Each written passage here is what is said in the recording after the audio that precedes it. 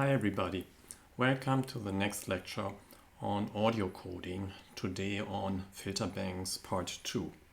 But first our book came out, so here you can see it.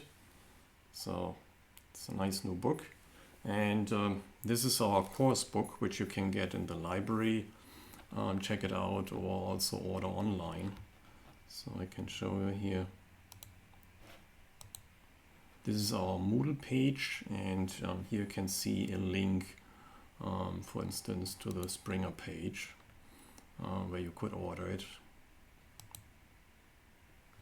And on this page you will also see I added a link to our Jupyter Notebook tutorials here down here to our GitHub repository. So when you click on this one here, you will be forwarded to our GitHub repository for audio coding tutorials. And when you scroll down, you can see tutorials for different parts, for different lectures. So here, last time, first part, filter banks 1.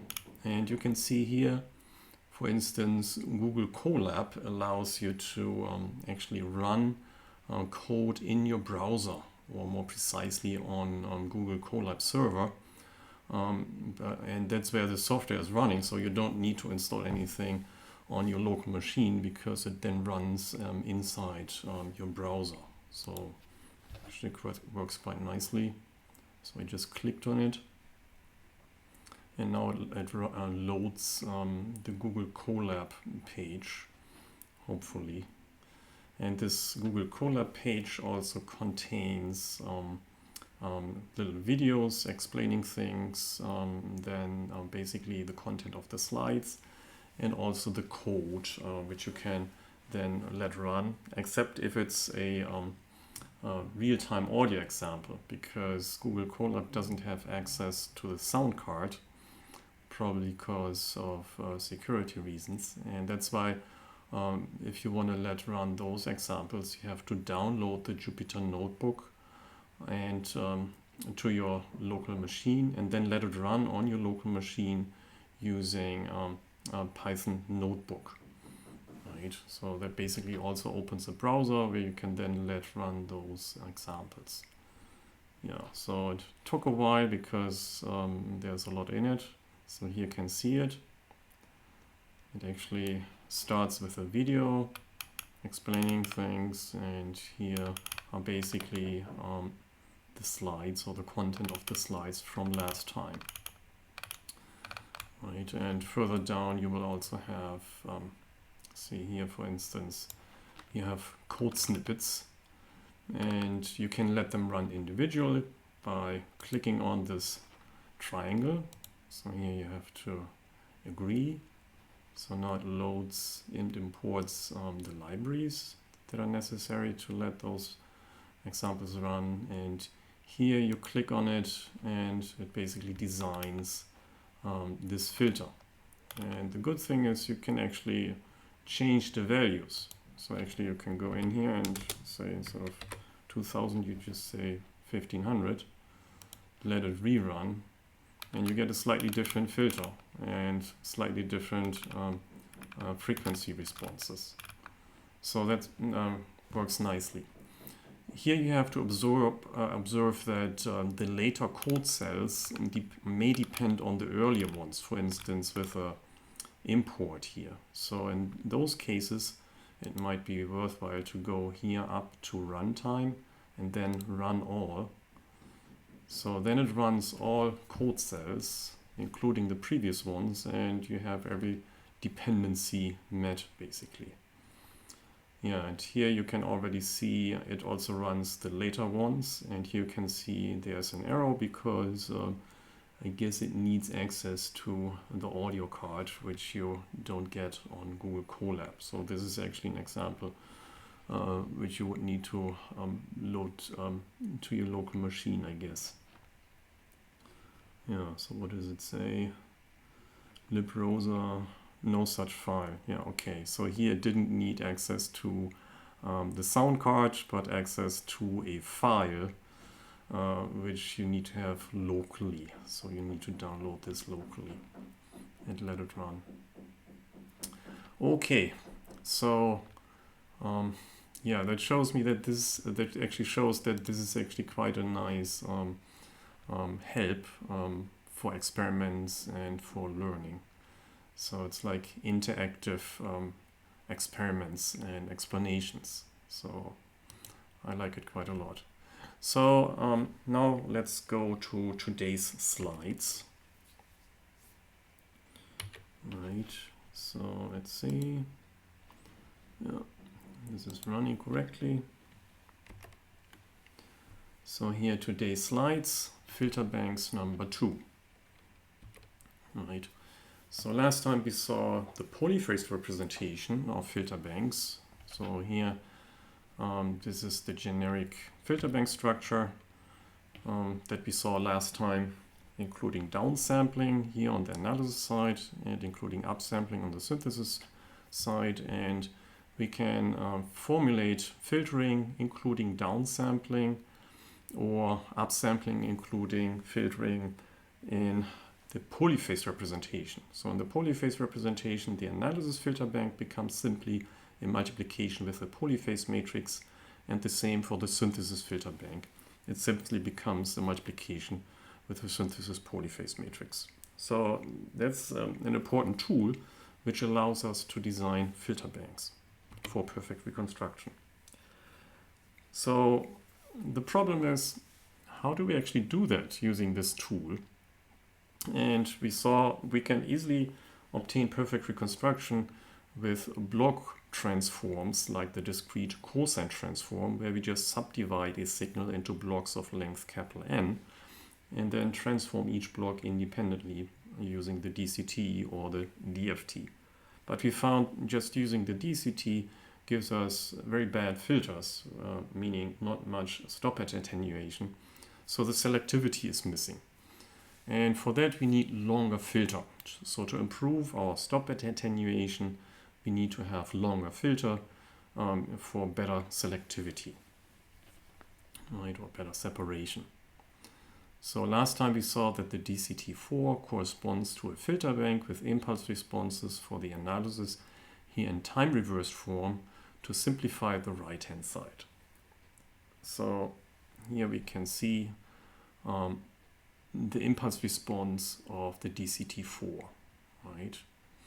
So this was basically the transform kernel, and the transform kernel corresponds to the time reversed impulse response, right? Because in the convolution, one index of one signal goes up and the time index of the other signal goes down.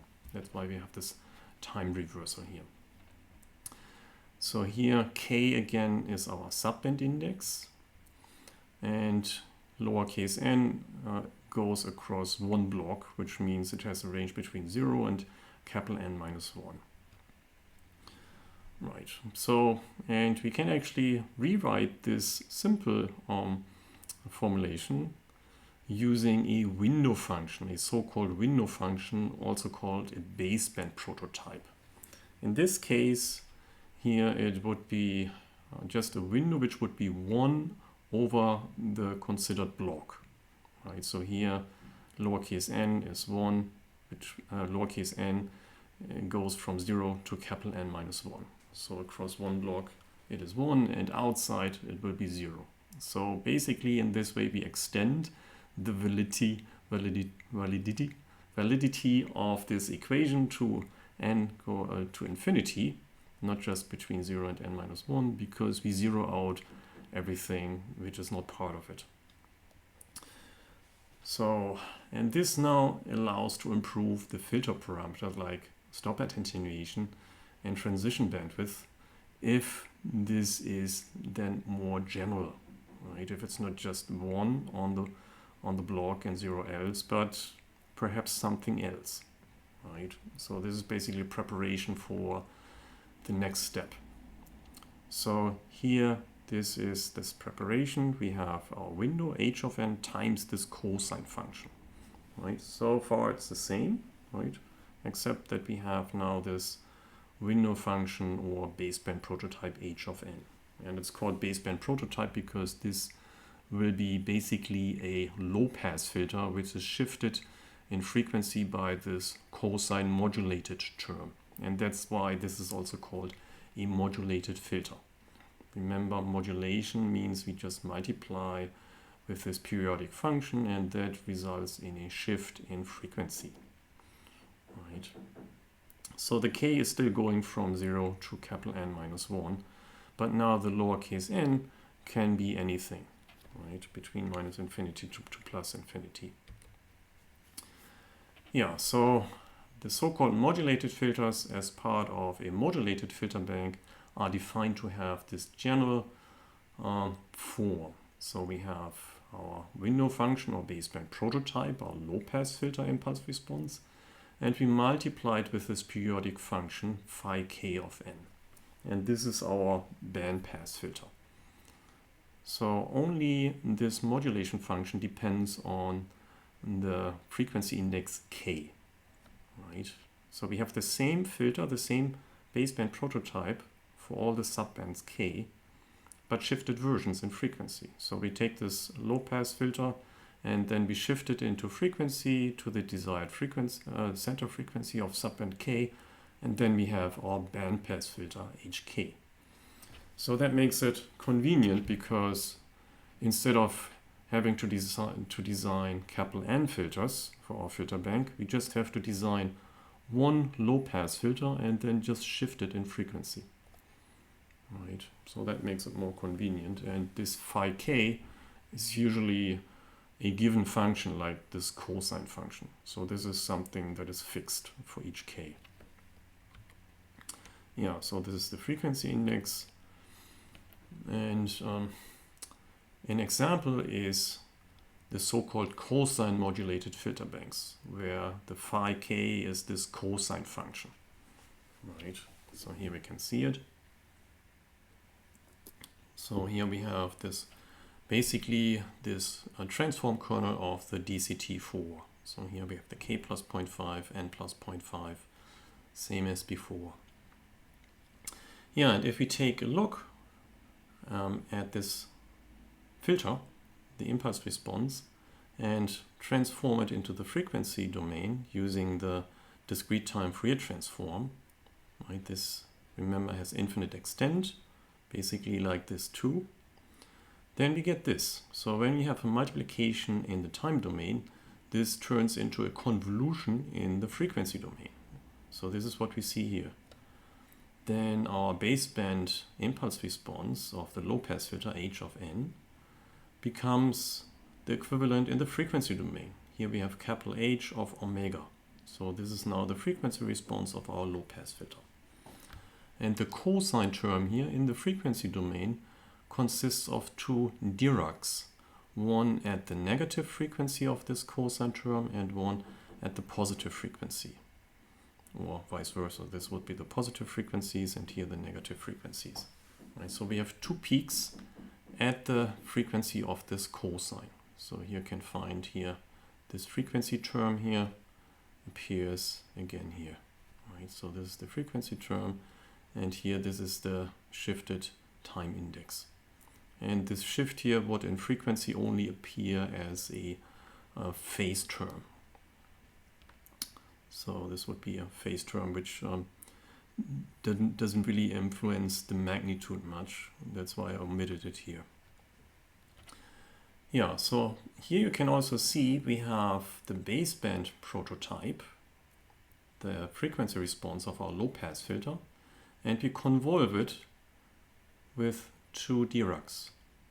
And if you convolve a frequency response with a Dirac function in frequency, then we obtain a shifted frequency response. Right, so now we convolve it with the first one, plus we have the convolution with the second one. So now we have two shifted, frequency shifted version of this frequency response. And it's shifted such that the original frequency 0.0 becomes the center frequency of our bandpass filter. So 0 is shifted to the center frequency of our bandpass filter, to the positive frequencies and the negative frequencies. And that's also important because the resulting filter should be real valued again. because that's desirable in our case. We have real valued signals, so we can also have real valued filters for our coding purposes.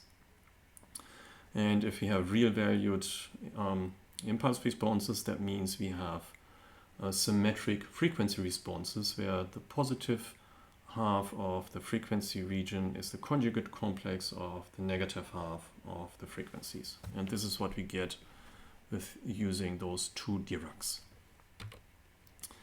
Yeah, so here the multiplication in time becomes the convolution in frequency, and here we have the delta function from the cosine term, the delta function in frequency. So this is the result. We have two shifted terms of our original low-pass filter, capital H, shifted to the positive frequencies and the negative frequencies. So we still have this symmetry around frequency 0 to obtain real valued impulse responses in the time domain.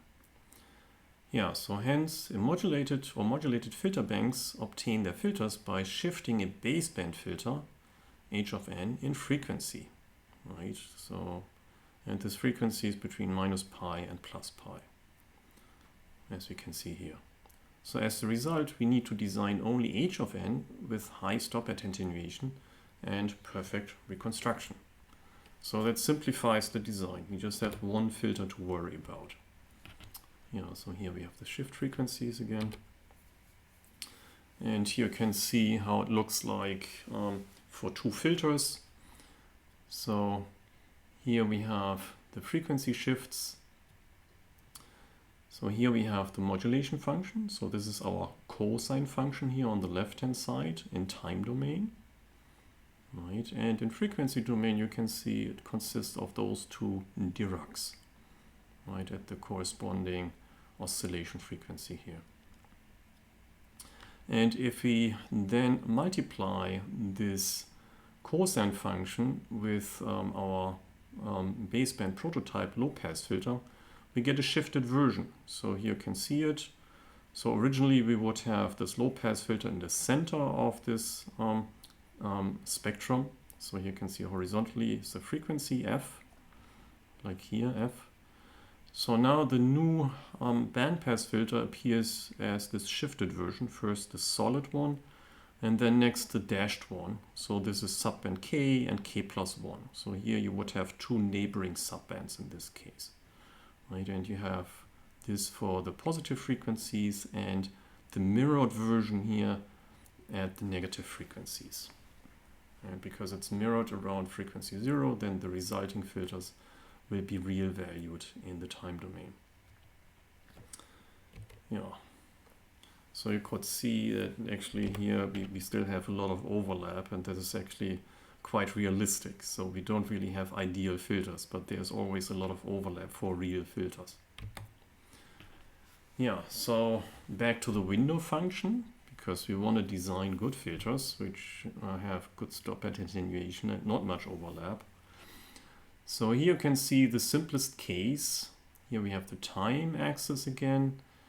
Here the sample values and the magnitudes of the window. So here we have the blocks. Each is capital N length. Right, and then we just subdivide our signal, which you can see here, into consecutive blocks of length capital N. And that means we apply a window which has length capital N. It's 1 over this block, and then it's 0 everywhere else. Right, so we saw that this is actually not really good. And we can easily see it when we take a look at this window function. Here we have such a rectangular window function with a width of t, capital T, in duration and time. And if we then transform this using the DTFT or the Fourier transform, then we get the sinc function. Right. So here you can see the sinc function as the result. And we can see we have the first zero crossing at frequency 1 over capital T. Right. And this is actually not really a good filter, because the ideal filter would have the form of this dashed line here. In frequency, it would have the factor 1 in the passband and the factor 0 in the stopband, such that nothing in the stopband comes through, but everything in the passband is passed unchanged. But what we get here is this sinc function. So it's not constant 1 in the passband, and it's also far from 0 in the stopband. Right? So this is actually not a really good filter. It's actually quite a bad filter, and that's why simply applying the DCT to blocks is not working well. Yeah, so how can we improve it? We can make the window longer, right? This is the traditional approach for getting more stopband attenuation. Just make the filter impulse response longer, and also use an optimized window shape, right? Optimized in the sense that it gives us better stopband attenuation. Examples here, which all have the same principle, are the so-called time domain alias cancellation TDAC filter bank by Princeton and Bradley in 86 and 87, then the lapped orthogonal transform in 89, and the so-called MDCT, short for Modified Discrete Cosine Transform, from Bernd Edler in 1988. So this is basically the same as the TDAC, just with a different name. Yeah, so now going to the fast implementation, the analysis polyphase matrix. Remember here, the analysis polyphase matrix has this shape here from last time.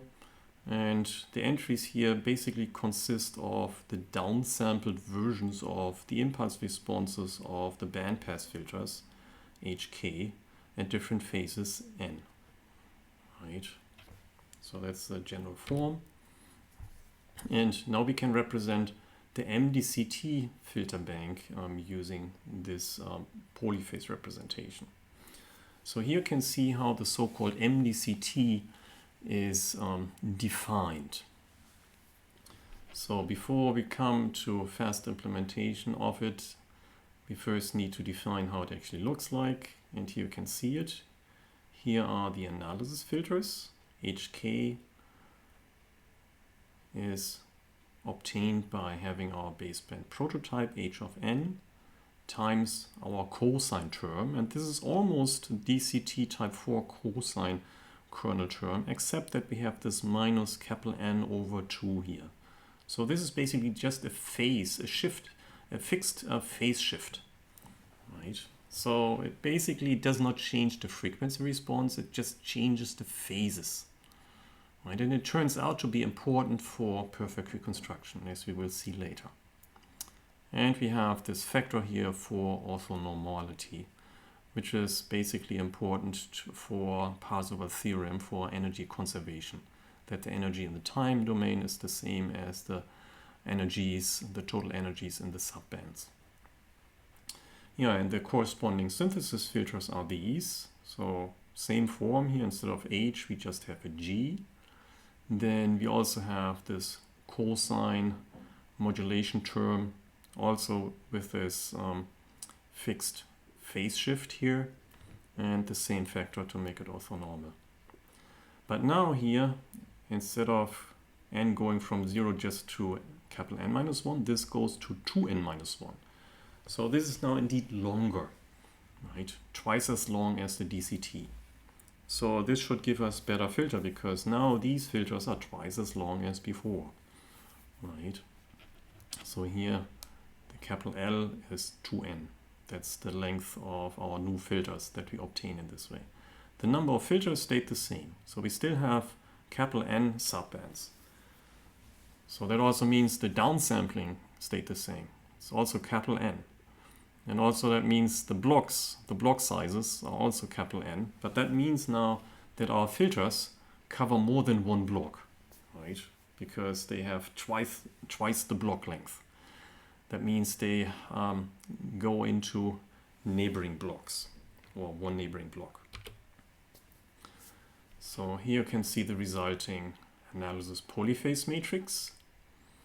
So here it is again.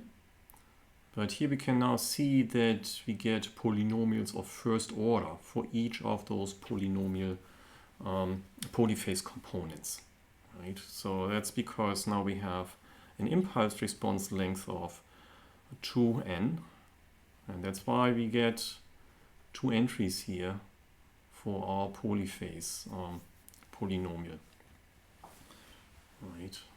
So remember, this is the downsampled version, downsampled by capital N, and if we have an impulse response of length 2n, that means we get 2 downsampled values or 2 downsampled samples. So here in this case we get h0 and h capital of n. And that's true for every entry here. Yeah, so this is now more general than the rectangular window, because here we now have this factor of z to the minus 1. And we really have first order polynomials. So mathematically, this is now something else, right? The goal here is to find good filters h of n. Yeah, and important here is also that this polyphase matrix, as we saw last time, is still of square shape. We have n times n, size n times n. We have n phases and capital N subbands. So that's why we still have n by n, this shape. And that means it's in principle invertible, which is important for perfect reconstruction. Yeah. So now we can see more how we would implement it efficiently. Fortunately, the MDCT polyphase matrix can be decomposed in a product of simpler matrices that we see here, and hence it's easier to invert to obtain perfect reconstruction. So here we can see the decomposition. So this actually takes advantage of the symmetries of the cosine term, which is now captured here in this DCT4 transform matrix. So this T here, this little t, is actually an n by n matrix which contains the cosine terms of our cosine modulation function. Right? So this is actually exactly a DCT4 transform matrix. And it turns out that we can factor out the delays from our polyphase matrix. Remember, we had polynomials of first order in each position of the polyphase matrix, and it turns out, using this separate DCT4 transform matrix, we can actually factor out the delays here in this delay matrix, which has a very simple shape. It has mostly zeros, and on the diagonal we have z to the minus 1s, the delay elements on the first half, and then simply 1s on the second half of the diagonal. And that means if we multiply this matrix with this first matrix here, these values in the first half, in the left half, will be multiplied by delays. So all the entries here will have the z to the minus 1 as factors when we multiply those two together. Yeah, so here we can see we actually get a sparse shape. That's also very practical, and that actually results from the symmetries of the cosine modulation function. So very nice. So here it's mostly zeros, and then we have just the 2n values of our baseband prototype, starting from h0, going all the way up to h2n minus 1. And we can see here we have this diamond-like shape, diamond shape here.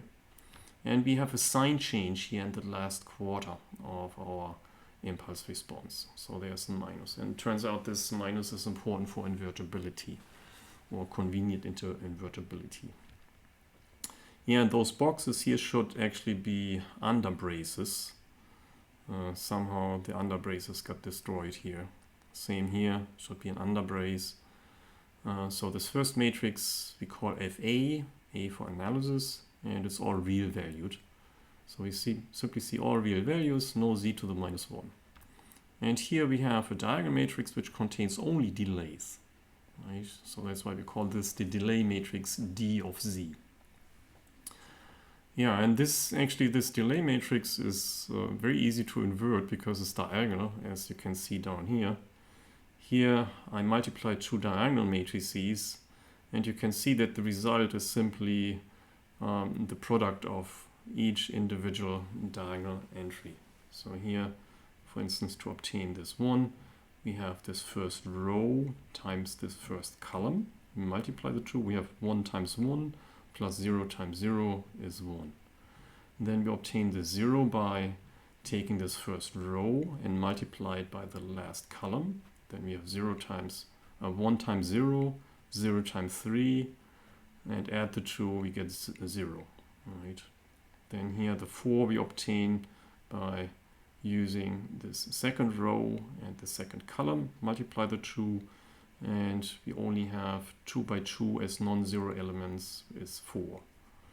And down here we have a 0 which results from the last row and the first column, so we have 0 times 1 plus 3 times 0 is 0. And then this 9 results in the last row times the last column, 0 times 0 plus 3 times 3 is 9. So if you want to have the inverse of this matrix, these values need to be 1s, right? Because matrix times inverse is identity matrix, where all the diagonal elements are 1s.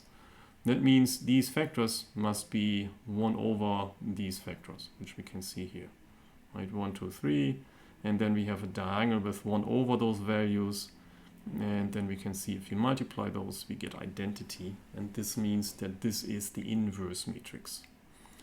So this shows you how to invert this, right? We just take the inverse of each element. The inverse of 1 is 1, but the inverse of z to the minus 1 is z, right? Because z times z to the minus 1 is 1. But z corresponds to a advance, which means looking into the future, which we cannot do. It would not be causal, and that's why the inverse of d of z needs a multiplication with z to the minus 1 to make it causal. Then we have z times z to the minus 1 becomes 1, and then we have z to the minus 1 down here as the causal inverse. Here. Right.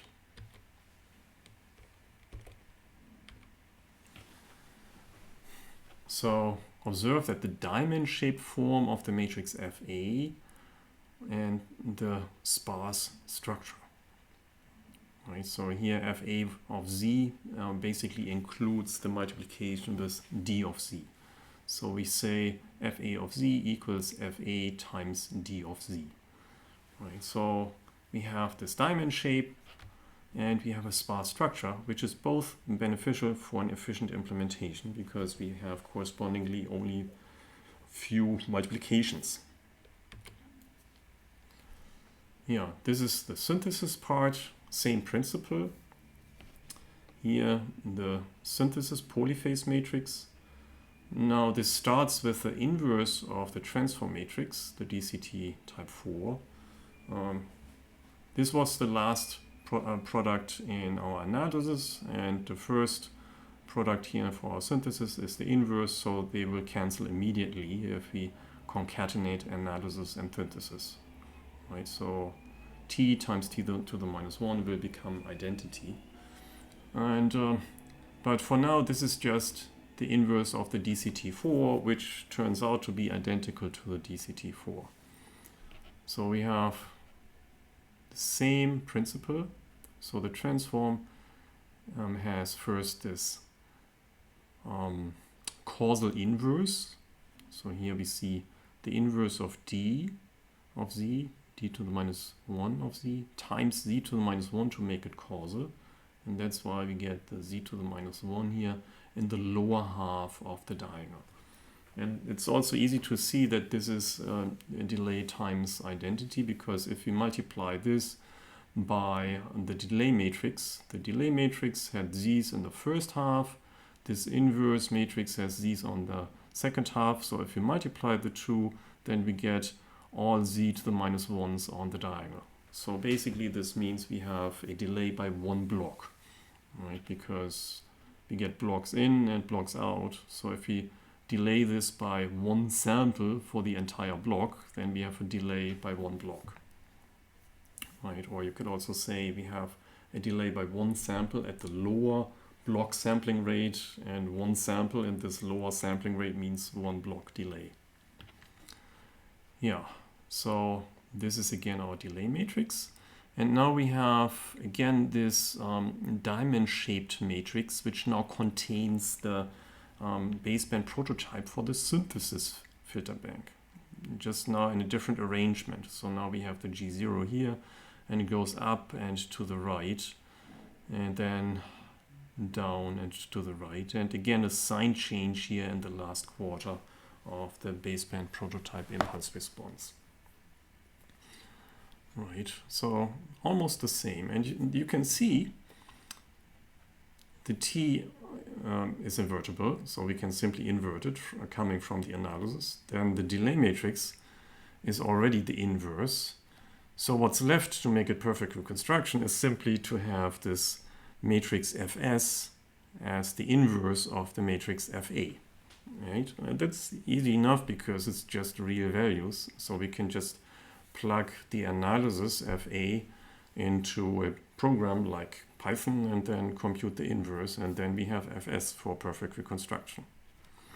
Yeah, and here you can see the boxes should again be under braces. So that means this is Fs, and here again under brace means this is the inverse of the delay matrix times the delay z to the -1 to make it causal. Yeah, so we are almost done basically. Here's a graphical interpretation of the analysis folding matrix Fa. So we call this also folding matrix. And here you can see when we multiply the two, the Fa matrix and the D matrix, then the left half will have factors z to the -1. And if we have a sequence of blocks coming from the left-hand side coming in, then we have a previous block and the current block coming in. And this is multiplied by z to the -1. That means the previous block is multiplied by this left half and comes out at the time of the current block. Right? And then you can see here you have anti-diagonal shape. That means the first half of this previous block coming in is flipped. And then the second half of the previous block, now this has a diagonal shape, so this is non-flipped, just multiplied by those coefficients. So that can be seen here. So here you can see this corresponds to the previous block, and the first half of the previous block is flipped and added to the non-flipped second part. Right? So you can see here both are added. Here this half comes out. So here this would be one half that comes out. And then you can see the current block is multiplied here by the right half because there's no z to the -1. And here you can see the first half of this current block has this diagonal shape, so it's non-flipped, just multiplied element-wise. And the second half is flipped with a minus sign and multiplied element-wise. So you can see it here. So the first half of the current block is non-flipped, but the second half is flipped, has a negative sign and also the element-wise multiplications, and it's added to it. And then those two halves become the output block. Right? So this is the output block, which is then given to the DCT4. Yeah, and this is kind of like a folding the upper and lower quarter of the signal into a length n block. So here the signal consists of two blocks, right? Of a signal, let's say, of two blocks.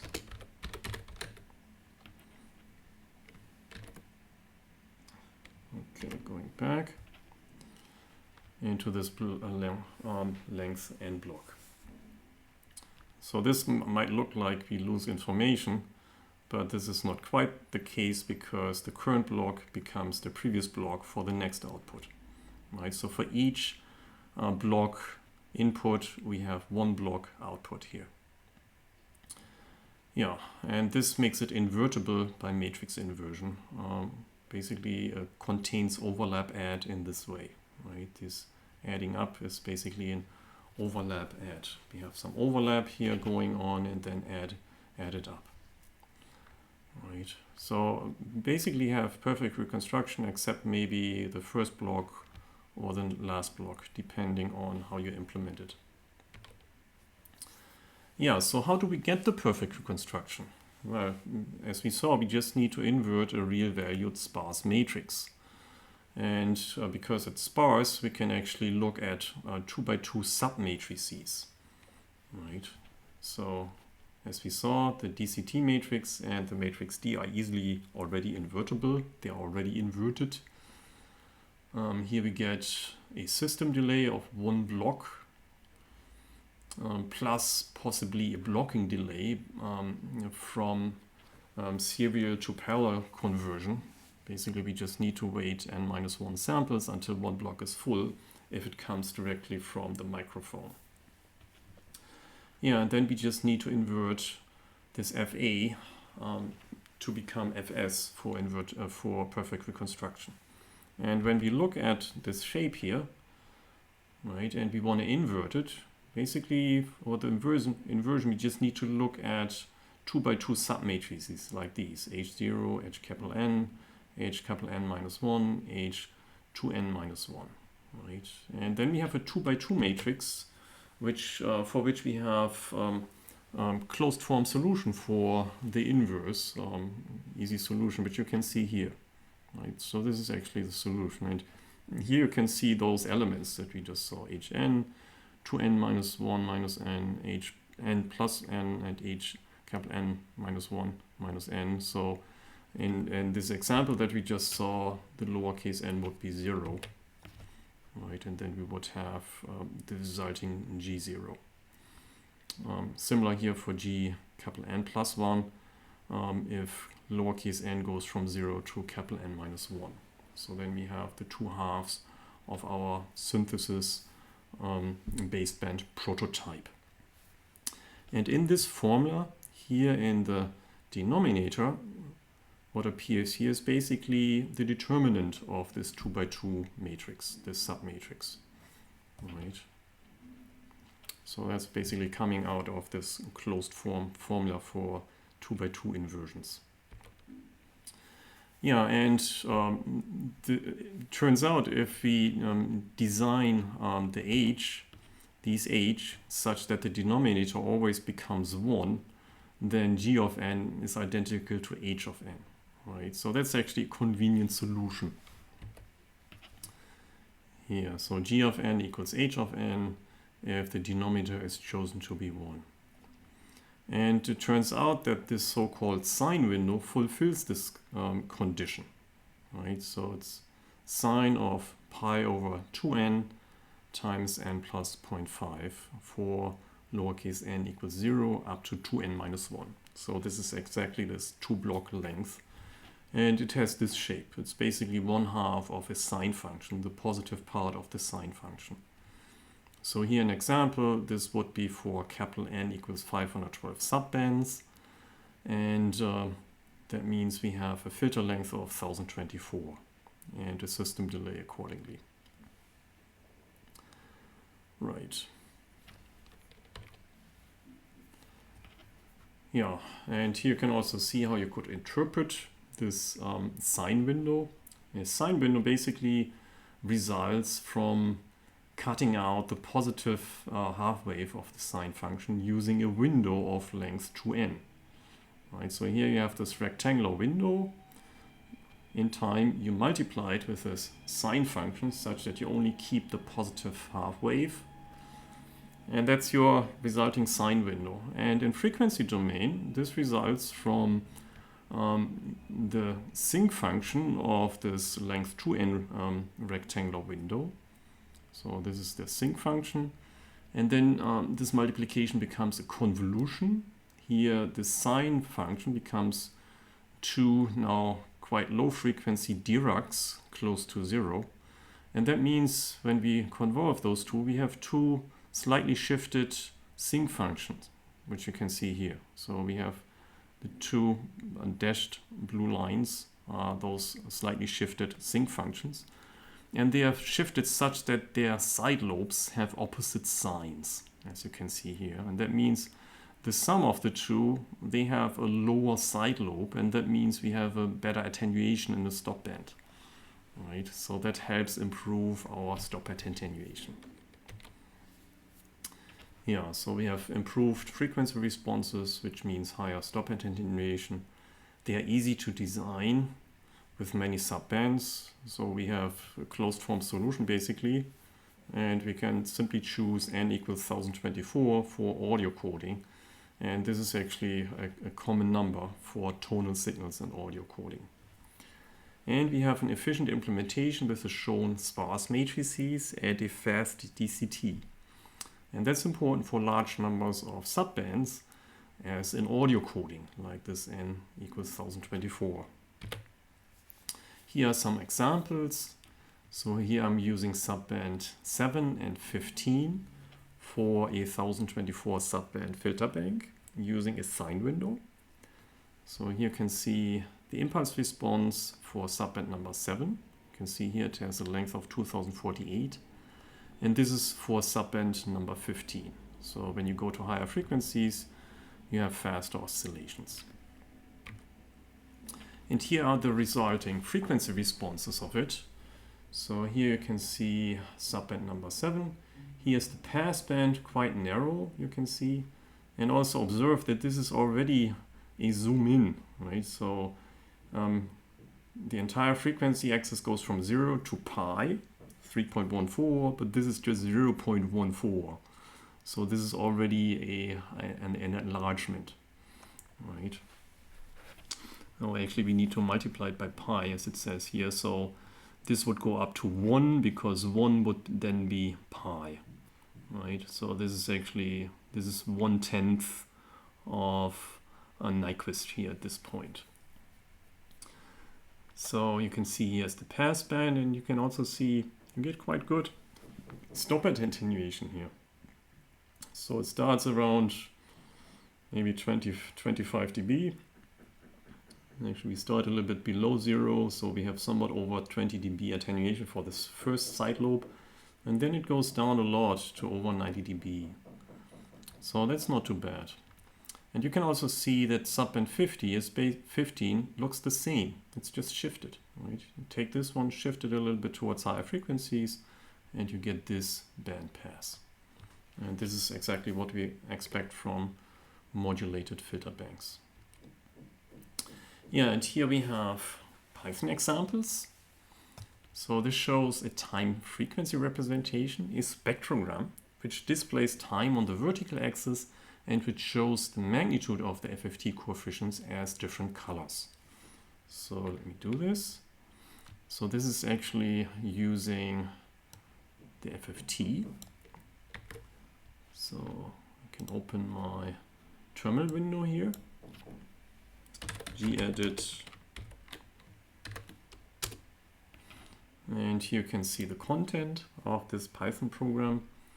Here I'm using the block size of 2048, one audio channel, which means mono, and a sampling rate of 32,000 samples per second. Here I'm opening the audio card. So remember, this only works if you let it run on your own machine locally. Here I'm opening the audio card with those arguments, the sampling rate, mono, and such. And here I'm defining the size of my spectral waterfall, 500 rows and 512 columns. Right. So this also shows that this is not perfect reconstructing because I'm using fewer subbands as the block size. So this is more for display, but not for perfect reconstruction. Yeah, so here I'm reading this a block from the sound card, converted into floats. Right, and then I'm shifting up my spectral waterfall as preparation for the now following the FFT of this block. So here I'm applying the FFT to this block samples up to FFT length. do some normalization here, and also applying a logarithm to make the display more easily visible. This becomes then our red channel, and then I'm doing some nonlinear processing for the other channels. So here we have the other color channels, and yeah, this is blue, this is green, this is red, so red becomes red, and green has this nonlinear function, and here blue has this 1 minus r. And it doesn't really matter exactly what functions, it's just that you want to get different colors for different magnitudes.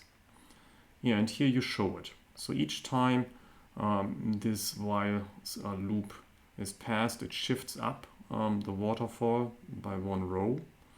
And that means vertically is the time axis. And then it computes a new FFT, which it then encodes and displays in different colors, so that we can see the different spectral strength as colors. Okay, so let me execute it. Let's see what it does. Python 3. So here you can see the resulting spectrogram. So I'm just displaying here the positive frequencies, even though the FFT also computes the negative ones.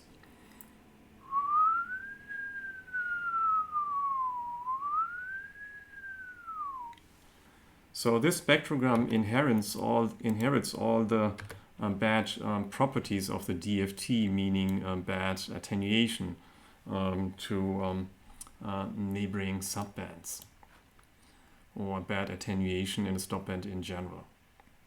So that's why we want to go to the MDCT, right? So this shows the time frequency nature of filter banks, of which the FFT is a special example. You have both time and frequency dependencies. So in this example, vertically was time, horizontally was frequencies at those different times or for those different blocks. So next, the improvement with the MDCT. So this is an example for the MDCT filter bank. You see a decomposition of the audio signal into MDCT subbands.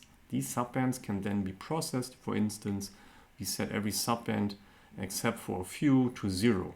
Then we display the result as a spectrogram waterfall and use the inverse synthesis MDCT for reconstruction and play the resulting sound back. So this now contains perfect reconstruction, unlike the FFT that we just saw. So let me start with the first example, the PyRec MDCT. So let me open it. So here you can see how it looks like. So the beginning is basically the same as for the FFT, but now we define the different matrices that we saw. Here we define the D matrix, right? Here the inverse D matrix, and you can see the D matrix only contained the ones and the zeros, and the ones means that the corresponding samples of this block will be just copied to the output. So that's what we can see here. So the second half of the samples are copied directly to the output. So that's the lower half of the ones of the D matrix. And then the first half of the samples are delayed by 1 block. And that's what you can see here. So I have a memory element, Z, D matrix.Z, which is initialized with n over 2 zeros, right? And then each time I call this function, these memory elements are filled with the first half of the incoming block, right? You can see it here. So the first half of the incoming block is not going to the output immediately, but only at the next call of this function. So next time I call this function, then the content of these delay elements are then copied to the output. That you can, what you can see here. So here D matrix Z is going to the first half of the output. So the output block here contains of the first half of the previous block, and then the second half contains the second half of the present block. Right. And similar for the D matrix inverse, just that now the delayed one is the second half. which you can see here. Now the second half is the delayed version. Yeah, the F matrix is simply those real values which are assigned to those diagonal and anti-diagonal pieces that we saw. Here I'm computing the inverse matrix directly as linalg.inf from this F matrix. So I'm not using any formula, I'm just using the function inf for convenience, because I just need to do it once for the initialization. Here's the DCT4 transform matrix. Right? It uses a function from SciPy. So here we use SciPy FFT, and this actually contains a function DCT, but unfortunately not the type 4, but just the type 3, up to type 3. So here I'm using a trick to compute the DCT4 out of the DCT type 3 by first upsampling the incoming samples and then computing the corresponding DCT here, DCT3, and also watch that I start the upsampled version at sample number 1 and not 0. And this basically means the shift by 0.5 in the non-upsampled version. Right? So this is a trick to include this shift of 0.5 in the time domain, because the type 3 does not have this shift in the time domain, just in the frequency domain. So then I apply this DCT type 3, and because I did the upsampling, the second half of the spectrum is identical to the first half, so I just need to return the first half, which it turns out to be just the right size from 0 to capital N-1. Yeah, and because of the upsampling, I'm also doing this division by 2. Yeah, so this is my trick to implement a fast DCT4. And then the MDCT function simply contains of this sequence of processing steps. So the first step is taking the samples from the audio card.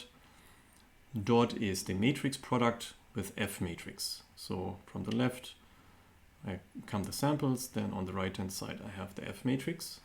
Next, I'm taking the result and multiply it with the D matrix.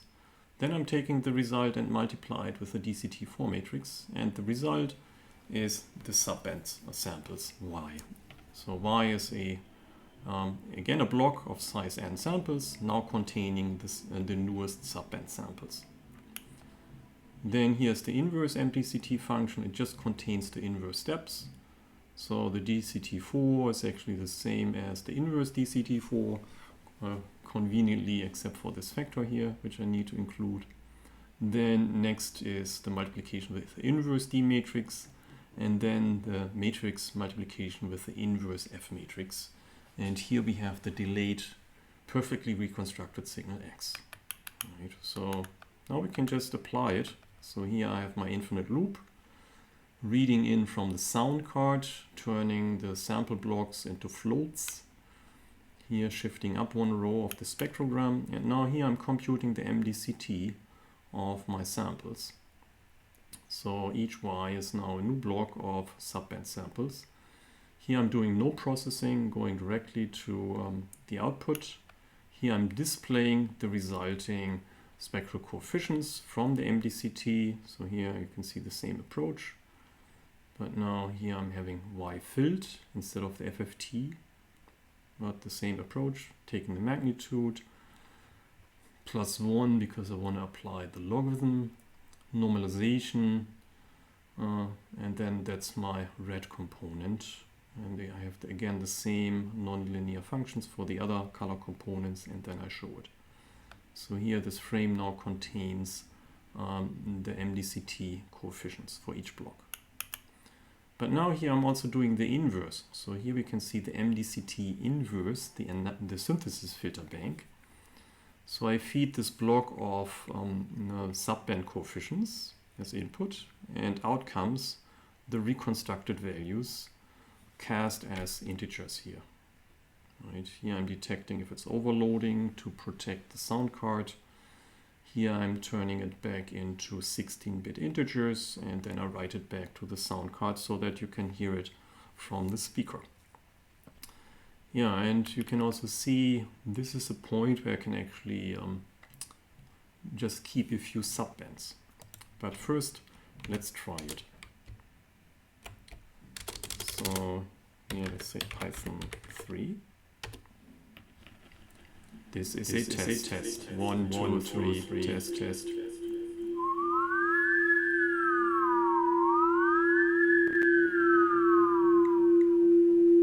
So you can see we have more subbands here. Right. And that means that each subband is much finer than for the FFT case. That's because the FFT covers the positive and negative frequencies, and that means the frequency resolution, the bandwidth of subband filters, twice as big as for the MDCT. Plus, now you can see much more spectral detail here, and that's because the MDCT now has much better stop attenuation. So there's not so much bleeding over into neighboring subbands as we saw with FFT. Here we have quite fine spectral detail that we see from my speech. And this fine spectral detail is now also very beneficial for coding because we can use those subbands where there's not much going on between those harmonics of the speech, where there's only very little in terms of energy. They can be quantized to zero or very few bits.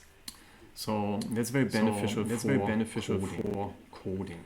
So let me finish this by pressing the Q. And now we can also try what happens if we just keep a few subbands. So here I comment out this Y filled. First I zero out everything, and then I just keep the subbands from 10 to 150. So just 140 subbands are left. So let's see how that looks and sound like. So this looks the same. That's strange. Oh, I needed to save it. Save. Okay, so now it works. So here you can see these are just the subbands from 10 to 150. And it now sounds much more muffled, right? Because all the high frequencies are missing. These frequencies are missing. And also the lowest frequencies are missing, right? But you can still understand the speech, but it sounds much worse, right? And it's also hard to distinguish S and F, for instance, in this narrow frequency range. It's basically like a cheap telephone. Yeah. So you can also go more extreme and just keep subband number 30, for instance. So here this is now just subband number 30. And you can see here subband number 30 is just this one line. And you can see there's some change in intensity. So you can hear tone, but it's not really something audible. So you cannot really even tell if it's speech or not or something else because it's so narrow, right? It's extremely narrow. It's like a 20 hertz bandwidth that we have here. And that's basically just a tone which is there or not, right? So this shows you what's happening in an individual subband. So an individual subband is basically just tones with different strength. Right. So, okay, let me return this to the original state. And then I have a second example here, Pyrac Play Fast MDCT, which I wanted to show you. Gedit. So here you can see it. And yeah, so this is actually quite similar. Here you have the initialization. So this is a little bit more organized by having the init function now. Here's an init function which initializes all the memories, which is important to have an orderly startup, like for instance after you change the number of subbands. Yeah, so Here this is the same, the D matrix, the D inf matrix. Then here those coefficients, F matrix. So the F matrix is now implemented slightly different. So here it's not implemented as a matrix, but more like I implemented the D matrix before by just taking parts of the incoming block and processing it accordingly. Right? So this basically takes advantage of the sparse shape of the F matrix, the FA matrix, by directly implementing those operations, those element-wise multiplications, and then flipping over, as we saw in the diagram. So this makes this implementation faster as the previous one, particularly if you have a large number of subbands. So here, similar for the synthesis. Here's the G matrix. Right, so this is for the low delay filter banks, which we will see soon. So this is an extension of the MDCT using these zero delay matrices, G and G inverse.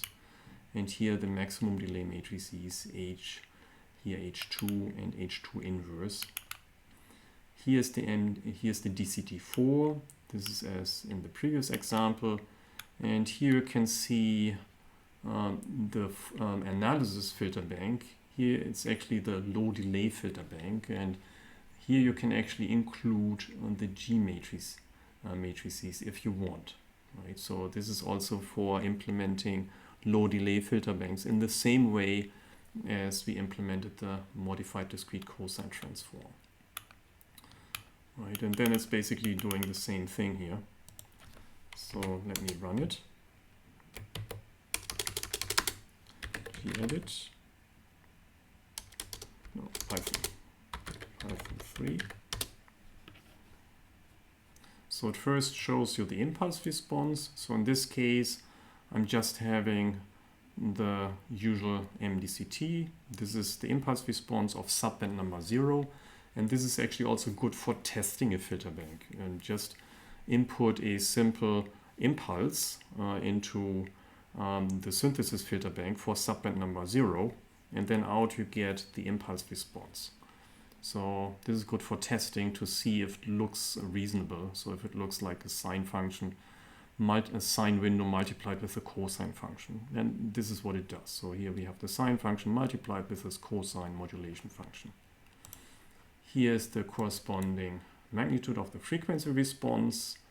An enlargement, here it goes from 0 to 0.06, where pi is the Nyquist frequency. And now we start with a waterfall. So this is basically doing the same thing. Right? So you can see the fine detail of the speech, right? High resolution, just as we expect. So it's just that this is also suitable for low delay filter implementations. Okay. So yeah, so here we saw that the MDCT does not have those symmetric two sides. It only has one side of the spectrum with the lowest frequencies on the left side and the highest on the right. And if you only keep a few subbands, it sounds muffled or narrowband. Yeah, so that would lead me to the MDCT, but that's something for the next video. So thank you for your attention and see you in the next video.